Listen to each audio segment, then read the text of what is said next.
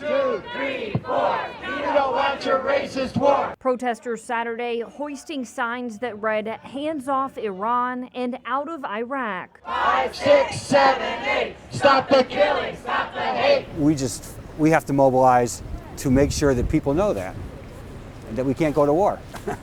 It would be devastating. This could be World War III. We've kind of had enough with this act of war, aggressive acts of war, and this is just to show that we do not want to send our troops overseas. Those Northeast Ohio anti-war groups keeping a watchful eye on the escalating conflict between the U.S. and Iran, and more so since Thursday's airstrike. The U.S. has been acting provocatively for this past year, 2019, and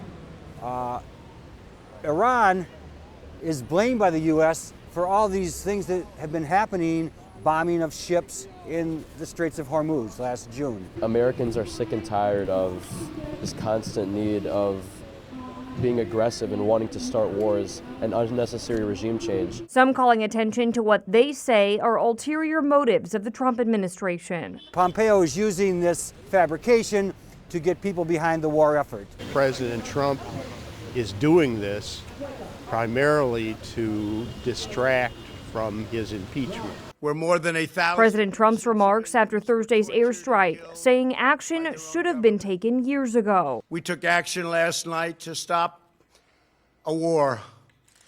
We did not take action to start a war.